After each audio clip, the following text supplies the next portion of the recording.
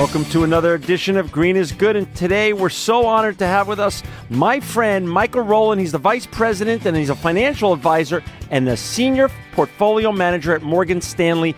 Welcome, Michael Rowland. How you doing, John? I'm doing great today, and it's so great to have you on because we haven't had someone who does what you do on the show before. But before we get into talking what you do every day, I want to talk a little bit about Michael Rowland. Michael, talk a little bit about the journey. How did you get here? How did you end up in this space, sustainability space, doing investments, and as a senior portfolio manager at Morgan Stanley? What was your journey leading up to this? Thanks, John. So I started at Morgan Stanley back in 2002. Right out of college, I was at Hamilton, economics major, and started looking for opportunities where I could make a difference. Really sort of stand out from the crowd because there's, I think, probably about 300,000 different financial advisors across the country. Wow. And one of the things that sort of really rang true in sort of my own, energy and my own heart was the idea of trying to find businesses and companies that I could invest in that I also believed in. And, it's sort of an interesting field. There's a lot of different sort of avenues, so to speak, that you can go down. And, really, in a lot of ways, an inspiration was my wife. My wife is very much an activist. She's from Canada. She's, out there, talking about what she believes in all the time. And we were talking a lot about, ways in which to have a better impact on the world. And it sort of coincided with this real, resurgence of what's considered sustainable and responsible investing in the marketplace. Really around, I'd say about 2005 was when it really started to catch fire. And so I've just been, dedicating myself to learning as much as I can about this space to help clients align their wealth with their worldview. So, okay, so you do that now at Morgan Stanley, but talk a little bit about what group. Now, for our listeners out there that want to look at what the firm that the tuck-in firm that Michael works for there, it's called Vector Financial Group, and you could go to vectorfinancialgroup.com. We'll take you right to what Michael does and the page where you could find him and things of that such. Michael, talk a little bit about what Vector Financial Group does, and then we'll get into the blocking and tackling of the day-to-day of sustainable investing. Sure. Thanks, John. So the Vector Group is a wealth management team within Morgan Stanley. It's myself and two other senior partners, and we have a junior and dedicated staff underneath us that manages the wealth for individuals, families, most of them high net worth, both in the U.S. and international. We work with some institutions, and we do work with a number of nonprofits. So clients will come to us with usually a specific sort of issue or goal in mind as it pertains to sustainability. A lot of times our conversations will sit around as a client will come in and say, here are my beliefs, here are the values that I have, here are the things that I want to be basically reflected in my portfolio. So for somebody, that might mean that they want to be focusing on companies that are friendly to the environment, right, or are friendly to animals, or have a board that has a lot of diversity both in the gender and in race, right? So maybe, some clients say, I want at least 3 women on the board, because actually there have been statistics that have shown that boards that have a predominant number of women have better financial metrics. So there's this interesting sort of misnomer out there about how sustainable and responsible investing somehow handicaps your ability to make money. And that's really been one of the things that people have had to sort of get over to come to realize that in a lot of ways it actually can be a profit driver. So our conversation with clients really centers around helping them define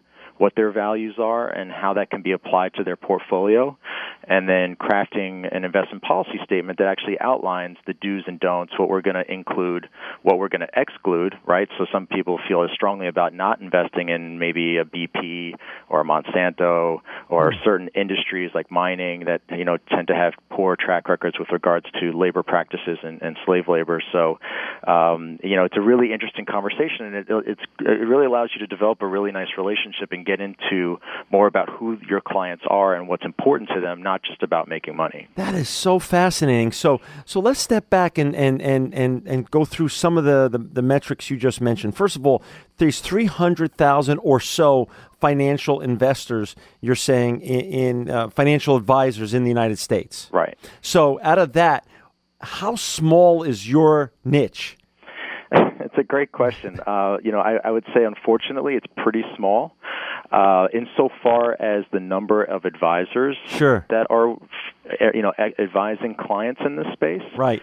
The good news is that the SRI or sustainable investing universe itself is actually quite large. I think statistics recently have showed that about 1 out of every $9 that is going into mutual funds these days is going into some type of sustainable or responsible investing product. So it's capturing a large amount of fund flows. It's actually, if I'm not mistaken, the largest for the fastest growing segment of the investment universe over the last 8 to 10 years. So a lot of people are on this train, but they don't necessarily have somebody to help them figure out which investments to choose from. And that's really where advisors like myself can add a lot of value, because there are so many different funds that can fall under this umbrella of sustainable investing. Some of it's environmental, some of it's social, some of it's simply governance, which companies treat their shareholders well. So there's a lot of different sub-factors and screens that otherwise would be very hard to discern. So most people will simply just throw their money into anything that says social on it, right? So it just makes them feel better. Okay, I'll choose a social fund in my 401k because I'd rather do that than the S&P 500. But they don't necessarily know what's in the portfolio and whether or not there might be an Exxon or another company in there that they may not necessarily think of when it comes to socially responsible investing. So part of your job is to deconstruct that and pull the curtain back and make it very transparent to them. Exactly. And a lot of our work actually, or the value we can add, is in customization. So one of the unique features we have is we can actually help a client put a portfolio together where they say, here are the areas, as I mentioned earlier, that I want to focus on. Here's what I want to exclude. And we can actually build it for them, as opposed to putting them into more of a cookie-cutter sort of portfolio that is sort of a one-size-fits-all that, may not necessarily align with, the client's wishes. That's fascinating. So, I mean, and you're kind enough and humble enough to say, there's probably not enough people doing this, but therein lies the great opportunity for Vector Financial Group. Yeah, so for us, it's a real value add because, we think we're one of the, the few truly elite teams they're doing this, that have the financial background and the dedicated staff to put this into place, because doing the customized work is a lot of work, but we have the skills and the expertise to do it, and obviously a great firm and Morgan Stanley behind us to give us the platform. So it's been a huge source of business for us. For our listeners out there who just joined us, we're on today with Michael Rowland, and Michael is a senior portfolio manager at Morgan Stanley. And if you want to learn more about what Michael does, and we're talking about sustainable investing, you can look him up at vectorfinancialgroup.com. Vector, VECTOR, financialgroup.com. Michael, now let's talk about what we're living through right now, the phenomena of the publicly traded sustainable or seemingly sustainable companies, i.e. Tesla, Amy's, Solar City, and companies like that. Do they play a role in what you do too? Do clients come to you and say, put those in my portfolio as well, besides the more institutional mutual funds? Sure. So this is actually a great question because, a large part of what we do actually is not using funds. We tend to build the portfolios ourselves and actually pick the individual securities and the individual companies. Mm-hmm. So a client in their portfolio will actually see a Tesla. They'll actually see a Whole Foods. They'll see companies in their portfolio as opposed to just investing in a particular fund. So we don't do a lot of delegating. Mm-hmm. But yeah, for clients that this matters to, they're a special sort of breed, if you will, of investor that is very passionate about their beliefs, and so of course they're going to come with some ideas already in their mind about what their portfolio should look like or what companies out there that they want to support. So it's very much an open dialogue where the client and us have that conversation to determine which companies are best to put in the portfolio, all the while looking to keep the risk as low as possible, because in this environment, obviously the risks not just in the market but in the global economy in general are somewhat elevated. And so you have to keep an eye on the risk as much as you do on the growth potential. Let's talk about trends and developments. You've been there now 11 years, so you know the ebb and the flow of business and how things go, and you've lived through this huge financial crisis back in 08 through 10. And so let me ask you this. Are you feeling some wind at your back? Are you feeling that people are truly more interested in sustainability sustainability and sustainable investing than ever before, and more people are naturally gravitating towards your group than ever before? Yeah, and in fact, 2008 in many ways was a large catalyst for driving people into wanting to think more about the companies they're investing in. You know, there was so much sort of bad news that came out of the financial crisis, both with the financial sector, with real estate, with all the bad loans, and so companies started, people started saying, well, wow, gee, I really want to start thinking more about the companies I'm investing in, not just for the risks that they pose, but also because I want to, make sure I'm investing in companies I believe in. Mm-hmm. So, that in a lot of ways has really put a huge initiative in the mind of investors to want to spend more time thinking about how they're investing their dollars. And so you're seeing that having an influence now on companies. Just about every major company website I go to these days has its own sustainability page now, mm-hmm. where it's a full page that's dedicated to all the initiatives they have to either reduce their water waste, to improve their supply chain, to donate back into their local neighborhoods. All of these sort of feel-good sort of initiatives to show that they're not just all about profits. And I think some of that is window dressing, and that's where having advisors like us is important to understand who's really doing the good work and who's just sort of putting that up there because their marketing people told them to do so. Right. But yeah, I mean, this is I don't think this is a flash in the pan. I really believe that this is a paradigm shift where you're going to have more and more conscious investing taking place, because you're even seeing it at a much younger level. When the younger investors are polled on what's important to them, 45% or more rate having an advisor that is knowledgeable about sustainable and responsible investing as a very important criteria. So, the younger generation that's going to be taking over in the coming years, this is going to be one of the most important issues for them, and it's already happening with their parents and the parents above them. So this is exciting because I think at some point you're going to actually, the word socially responsible investing will actually start to phase itself out, and it's just going to become a normal sort of accepted practice of how you invest. Yeah, that makes sense. And to walk us back through that statistic, and do you have any other neat statistics like the one you just gave us on women on boards? What you're saying, the statistics prove that when there's more X amount of women on a board, that the company is more fiscally responsible? Yeah, actually. Unbelievable. That's so great. There's really amazing data that's starting to come out, because that's ultimately, in order to really prove that this works, you've got to have hard data, and so there's been a lot of great work being done on the part of many people across the world on trying to quantify the social benefits of investing consciously. Right. Another, really neat statistic is that most companies that adhere to SRI practices have a lower cost of capital. Which is huge, right? So this doesn't mean that investors should be thinking about this. This means that the CFO of a major corporation should be thinking about this, because even if you don't necessarily believe in sustainable investing, you believe in having a lower cost of capital to drive your profits, right? So if you have, developed important practices in your business, the banks that are lending you money are going to recognize that. They're going to feel more comfortable about your business, and as a result, you're going to probably get a better credit rating, and as a result, have lower costs to finance your debt. So there are many examples like that where it doesn't necessarily just have to be sort of green. It can be just good business practice in addition to feel good. Tell me some of the challenges you face on a regular basis. Are there still a lot of naysayers out there? There are still a lot of people that say, I'm not going to get involved with any of that.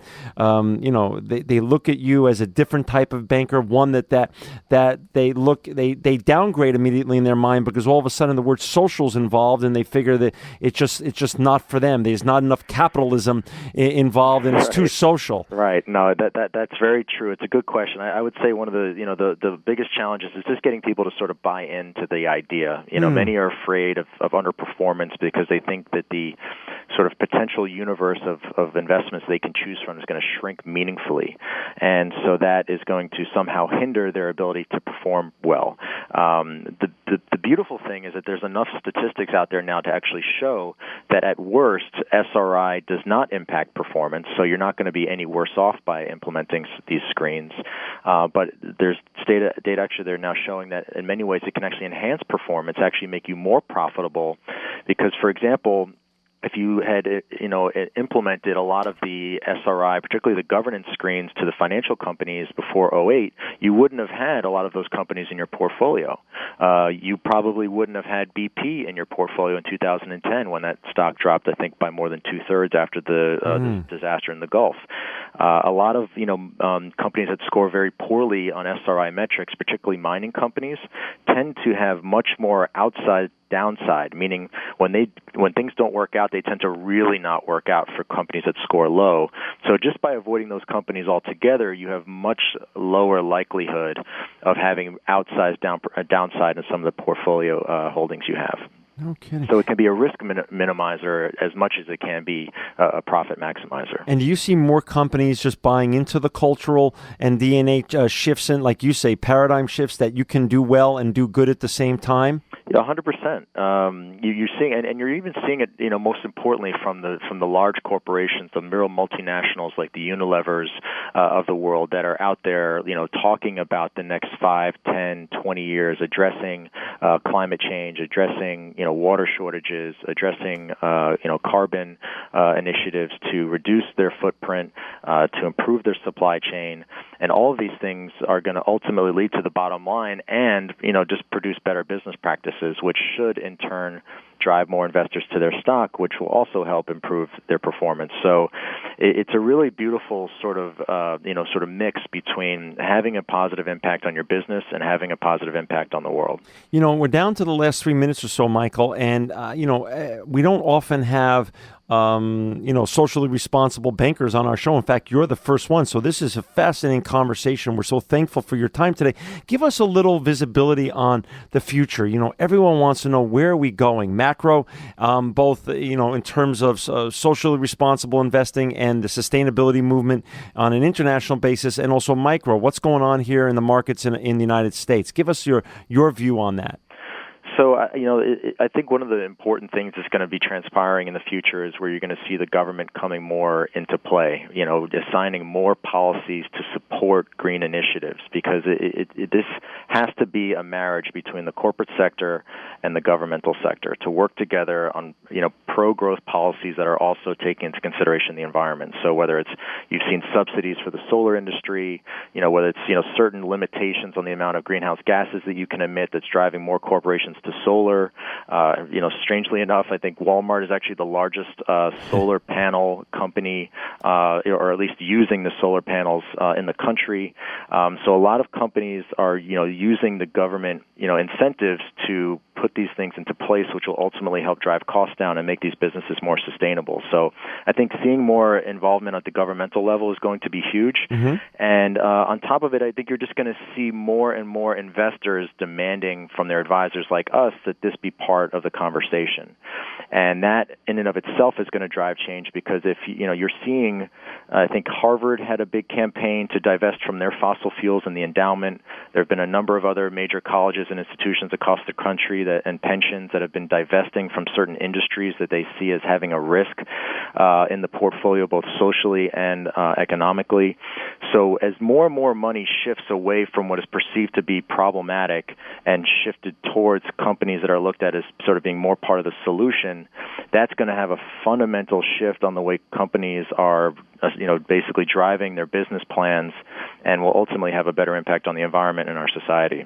You feel positive about 2014 and beyond? Yeah, I do. I mean, I've actually never felt more optimistic. In many ways, we're seeing a lot of progress being made in this space, and there's no better way to really drive change than at the corporate level, because it affects so much of our lives. It's the products we purchase for our homes, the cars we drive, the vacations we take, the air we breathe, the water we drink. I mean, all this stuff really affects everybody. So, this is something that all of us can be invested in, not necessarily just with their portfolios, but with their lives, because it can help to guarantee a much better future for the generations that are to come. That's awesome. And for our listeners out there, you can socially and responsibly invest, and you could do it with Michael Rowland, and you could look him up and on vectorfinancialgroup.com, VECTOR, financialgroup.com.